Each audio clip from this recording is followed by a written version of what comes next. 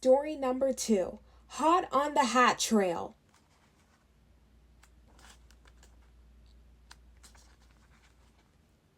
Chapter 1, Bitter Bitterness. A hazy light came in through the windows, telling the girls it was morning. It was time to wake up and enjoy Snowbound Island. But the girls didn't move. Chilly, chilly, chilly, Rachel mumbled from under many layers of quilts and blankets. I know, Kirsty agreed. I'm cozy under the covers, but I feel like my nose and ears have frostbite. I kind of wish the heater was broken again, Rachel admitted, so it would blast hot air everywhere. And so Michelle could magically pop out and surprise us, Kirsty said. Their new fairy adventure had started with the broken heater just the day before. It was the girls' first full day at Winter Wonder Festival, and they knew the resort would have lots of fun activities scheduled. Rachel and Kirsty were excited to take part, but they also had plans of their own. They needed to find Michelle's other 2 magical items. Rachel and Kirsty had seen how messy winter weather could get when Michelle's objects were missing. Still, there was good news. They had already tracked down the magical snow globe. Now there would be plenty of snow for all the outside fun. The girls could go snowshoeing or sledding, and Mr. Tate could go skiing. However, Michelle's hat and a candle were still missing.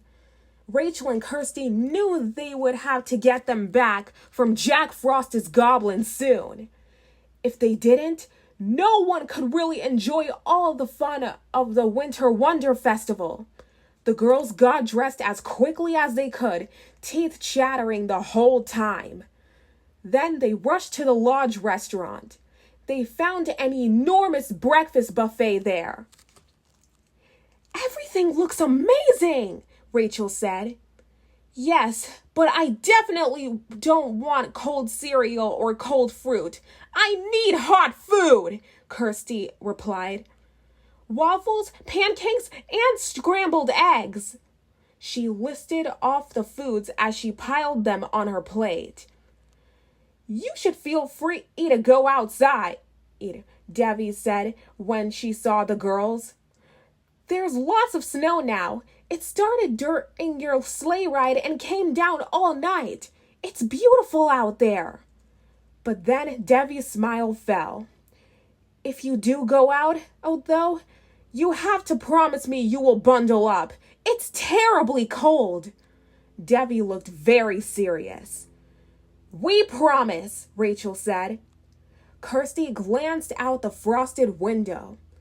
The trees were bent over in the wind. It looks pretty bad. Maybe we should stay inside for a while. Then she dropped her voice to a whisper so only Rachel could hear. We can let the magic come to us. There is a fun craft project this morning, Debbie offered, pointing in the direction of some tables in a room off the lodge restaurant. A bunch of supplies were piled in the middle of each. And there will be hot chocolate. The girls smiled at each other. Their minds were made up. After breakfast, Rachel and Kirsty joined the crafting table and began making birdseed ornaments. They listened to everyone passing by while they worked. No one wanted to go outside. They all wanted to sit by the fire. Soon, Rachel and Kirsty wouldn't have a choice. Before long, they would have to brave the fierce wind and the brutal cold. They had to get that magic hat. Chapter 2, For the Birds. I like the idea of helping the animals, Rachel said. She was using 3 different kinds of seeds to make a snowflake design on her ornament. Even though she was enjoying the craft, she kept looking outside. It still looked incredibly cold. We'll put them on the trees for all the birds, Kirsty said. Debbie was saying that deep snowdrifts can make it hard for animals to find food. That makes sense. Many animals eat food from the ground, Rachel said. She looked around and noticed a group of resort workers. They were gathered together and talking in hushed voices. They all looked worried. Something is going on, Rachel said. I'm going to figure out what it is. Rachel picked up her mug and walked over to the hot chocolate stand. She stood as close as she could to the workers. She leaned toward them as she poured her drink. Not only that, a girl with thick raven black hair said, but none of the animals have their winter coats. Lauren, who was in charge of the sleigh horses, shook her head. The horses' hair is short and sleek, like it is in the middle of summer, she explained. It's like their fluffy, warm coats disappeared. I saw a chickadee that was literally shaking in its nest, Alfonso said. His blue eyes were sad. Kirsty tried to hide her reaction. She didn't want the workers to know she had been listening. But the news was so tragic. She and Kirsty had to act quickly. Animals were in danger. As soon as she returned to the craft table, Rachel told Kirsty what she had heard. That's horrible, Kirsty agreed. You think the missing hat is affecting the animals too? It sounds like it, Rachel said. I hope the deer and chipmunks and other wild creatures are okay. We can't wait to find out, Kirsty insisted. We have to do something. But it's dangerously cold out there. Shouldn't we wait for the magic to come to us? Rachel asked. I think it just did, Kirsty said, smiling. Look at that window. Kirsty pointed. There was a message etched in the frost on the big picture window. Join me, girls. It's Michelle, Rachel exclaimed. Let's go. Luckily, the girls had finished their projects and could quickly tidy up. Then they rushed to their room to grab their coats. We need to tell my parents that we're going outside, Kirsty said, tossing her scarf over her shoulders. The two friends found Kirsty's parents in their room. Mrs. Tate was sitting up in bed reading. She was wearing all of her outside winter clothes, including her coat and wool hat. Her fuzzy mittens made it hard to turn the pages of her book. Mr. Tate was busy waxing his skis. Are you going out? He asked. We're going to hang our ornaments on a tree for the birds, Rachel answered with excitement. She held up her ornament. The pattern looked lovely as it spun around. Are you wearing long underwear? Mrs. Tate asked, her forehead wrinkled with concern. Kirsty nodded. 2 pairs. Don't forget your gloves, Mr. Tate added, and come in before you're too cold. The girls promised to be careful and then rushed to the lodge's lobby. Kirsty pulled her coat's zipper tied under her chin and then pushed the heavy door open. I hope Michelle's still here, Rachel whispered. I sure am, a tiny silvery voice declared. But just as Rachel and Kirsty turned toward Michelle's voice, a gust of wind nearly blew them over. They stumbled back into the closed lodge door. The wind pressed against them, and tiny pieces of ice pricked their faces. The cold air swept into their lungs. The cold seemed to freeze them in place. They couldn't even move.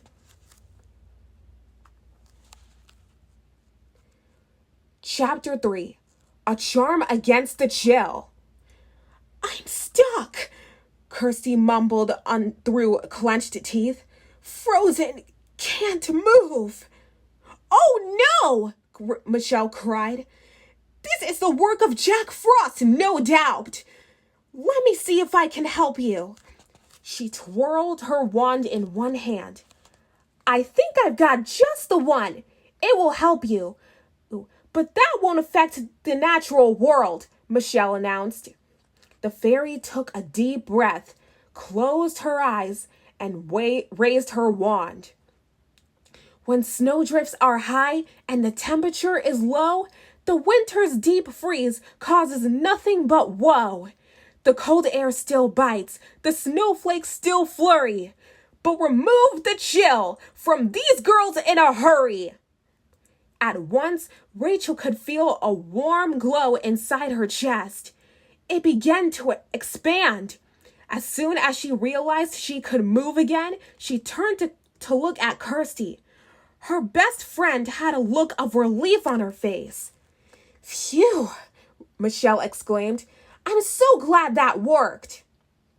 She glanced around at the trees, the clouds, and the snow on the ground. The spell doesn't seem to have affected anything else, so that's good. That is a good thing, Rachel agreed. But it wouldn't be good if someone saw you, Michelle. Kirsty glanced at the lodge. She hoped no one was watching. How about you hide in my hood? She suggested. At once, the fairy flew over and landed on Kirsty's shoulder. She then ducked into the soft hood of her coat. I can tell it's still super cold out here, Rachel said, but I feel warm inside. That's how the spell is supposed to work, Michelle explained. You should still be able to feel the winter's chill, but you'll stay warm enough to be outside and get things done. Like hang up some ornaments, Rachel said, and track down some goblins, Kirsty said. And get back my hat, Michelle added. Then everyone can enjoy being out here. Just look how beautiful it is. Each girl placed her ornament on a tree branch, and then they took a moment to take in the wonder of winter. The sun had come out, and the snow gleamed in its golden light. Every tree branch was topped with a bright crust of snow. The air was fresh and crisp. Still, they knew that it was horribly cold. They were lucky that they had the warmth of Michelle's special spell. Did you hear that? Rachel whispered. I thought I heard a voice. The three friends did not speak, so they could pick up on any sounds. Everything was quiet until there was a high-pitched giggle. It's too cold for anyone to be out here playing, Kirsty said. The only people who have gone outside were the workers, and that's because they had to work. Those aren't people laughing, Michelle said. That's the sound of goblins nearby. I bet they have my magic hat. That's why it can bear to be out in this cold. Well, they won't have your magic hat for long, Rachel declared. Let's get it back. Chapter 4. Gleeful Goblins. It was hard to move quietly through the snow. The top layer crunched when the girls put their boots through it. The snow was also very high in places.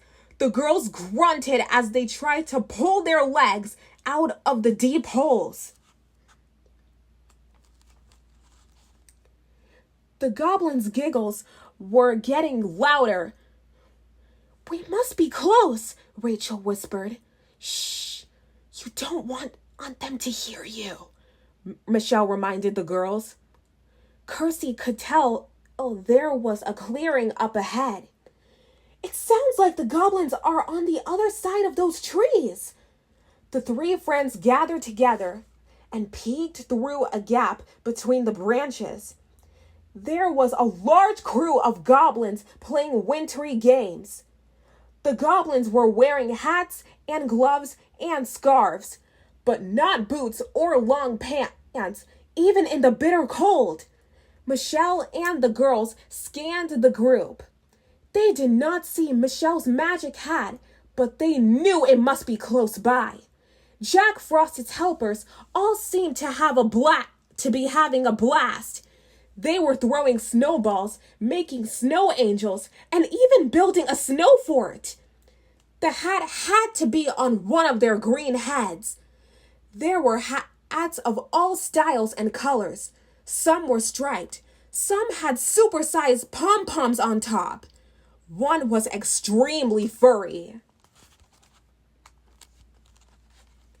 Just then, several goblins crawled out of the snow fort. One of them was wearing the cutest hat Kirsty had ever seen. "There it is," she declared. "I'm all roasty toasty," the goblin wearing Michelle's hat declared. "This is the best hat ever." Then the goblin began to dance a silly jig. He kicked up his feet, slinging clumps of snow through the air. "Can I have the hat next?" one of the other goblins asked. "Sure thing," the dancing goblin replied. He took off Michelle's hat and handed it to the other goblin. Just don't go far. We need to stay close together so we can all stay warm." "Did I mention that my hat allows everyone to enjoy the wonders of winter?" Michelle said with a little sigh. "I feel bad, but we have to take that hat back from him." "But there are so many goblins around," Kirsty pointed out. "How will we get it back without being seen?" "They're getting along so well," Rachel noted. "They aren't bickering like they usually do. Maybe we could reason with them." Michelle shrugged her shoulders, her wings fluttering behind her. "We could give it a try." With that, she flew out into the clearing, and the girls followed close behind. "Hello, fellow fans of winter," Michelle called out, her voice full of cheer. "Could we speak with you for a moment?" At once, the goblins' expressions changed from smiles to frowns. "It's a silly fairy!" a goblin with fuzzy mittens cried. "She's come to steal the hat!" "I'm not silly," Michelle said with a smile. Her eyes sparkled with kindness. "Don't listen to her! She'll put a spell on you!" warned a goblin with a long purple scarf. "No," Michelle said. "Really, I won't."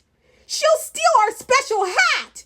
yelled the goblin who was wearing the magic hat. "We won't be able to play outside!" Michelle was usually a very patient fairy, but she had heard enough. "I am not going to steal your hat," she insisted, putting her hands on her hips. "I'm going to get my hat back! Help me, girls!" "They're after us!" yelled another goblin as he headed for the ski slopes. "Run! Get on the chairlift! Now!" Before Kirsty or Rachel could do anything to help Michelle, the goblins scampered away. Chapter 5. Terrifying or Terrific? The goblins ran down the path toward the ski slopes. Michelle and the girls watched as they piled their knobby green bodies onto the chairlift. 5 goblins crammed themselves into just one seat. Rachel and Kirsty climbed into the next available chair and pulled down the safety bar. "I can't watch," Kirsty said, looking down. "Are you afraid of heights?" Michelle asked. "No, but I'm afraid a goblin is going to fall," Kirsty admitted. "They aren't following any of the ski lift rules." "Don't worry," Michelle said. I can catch them with my wand, but I use all my magic if I do.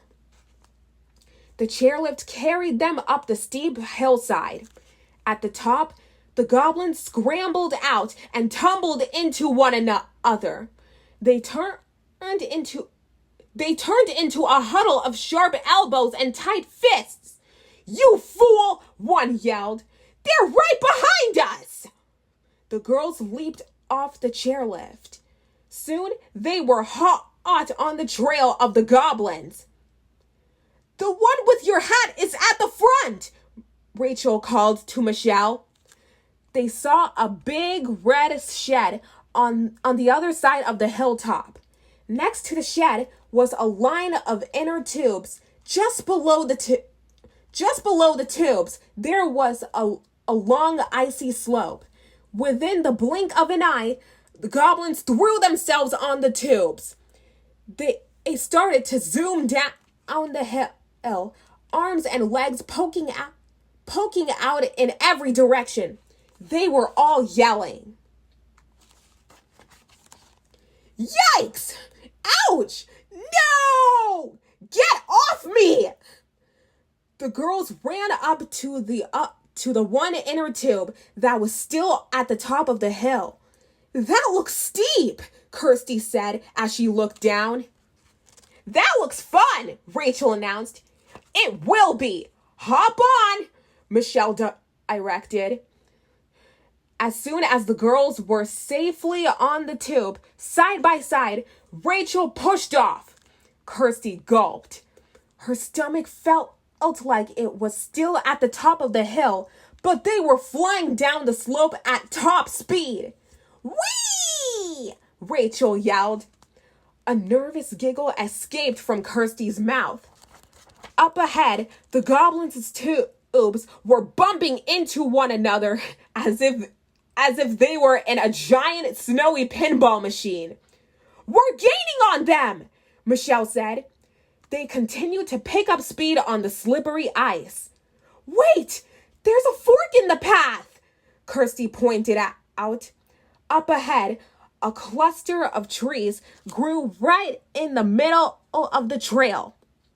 Which way is the goblin with the hat going? The group of goblin tubes divided between the two paths. Michelle and the girls strained to catch a glimpse of the magic hat. Hurry, Michelle said. We have to choose a path soon. To the right, Rachel shouted. Go to the right. Kirsty and Rachel leaned all their weight to one side of the tube, and it slowly began to veer right. We're going to hit the trees, Kirsty warned. Michelle raised her wand, and a stream of sparkles poured out and surrounded them. The tube whooshed to the right, barely missing a thick tree trunk. Thank you, the girls replied together. This path was narrow. It zigzagged around tree trunks and under low branches. The girls leaned from one side to the other, trying to guide the tube along the fast track. They could barely catch their breath. Easy does it, Michelle advised from her perch on Rachel's hat. The fairy's wings whipped behind her with the changing wind. I can't see the goblins anymore, Rachel said. Where are they? Just then, the friend's tube zipped out from the trees and into a meadow. Up ahead was a gigantic snowdrift. The mass of goblin tubes was headed straight for it. Watch out! Rachel cried. We're going to crash into the goblins! As the tubes hit the drift, the goblins slammed into the wall of snow. Boom! Green hands, feet, and heads stuck out of the frozen mound of white. Brrr! The goblins all groaned. It's freezing! Did you hear that? Michelle asked. They said they're cold. That means the goblins don't have my hat anymore. She lifted her wand and magically brought the girls' tube to a stop. Rachel and Kirsty jumped out and began sorting through all the hats, scarves, and gloves that had fallen off when the goblins hit the snowbank. "I got it!" Kirsty called out, and she tossed the hat toward the fairy, who was hovering in midair. Michelle swirled her wand, and a cloud of sparkles swirled around the adorable hat. The magic item shrunk to its fairyland size, and Michelle held it tightly. "Once I take my magic hat back to fairyland, everyone will be able to enjoy the outdoors again," Michelle said. Then she looked at the goblins. Some of them were still stuck in the snow. Others were shivering and knocking their knees together in the cold. "At least everyone is properly dressed for the cold weather," Michelle added with a wink. Without another word, Michelle vanished. The girls knew they would see her soon. They still had one more magic item to find. Seeing the chilly goblins, Rachel and Kirsty decided to give them a hand. "I want to go back to Jack Frost's ice castle." The goblin with the fuzzy hat groaned as Kirsty pulled him from the drift. "I know," another goblin agreed as he snatched a glove from Rachel. "The ice castle is so much warmer, but Jack Frost won't be happy that we lost the magic hat." The goblins gathered together and stomped off, pouting. Almost immediately, birds landed on nearby branches. The girls noticed squirrels trotting across the snow and a deer peeking out from the trees. "It feels warmer already. The animals are coming out of their burrows again," Rachel said. "That's a good sign." "I hope my parents venture out of their burrows soon too," Kirsty said with a laugh. "That would be the best sign of all."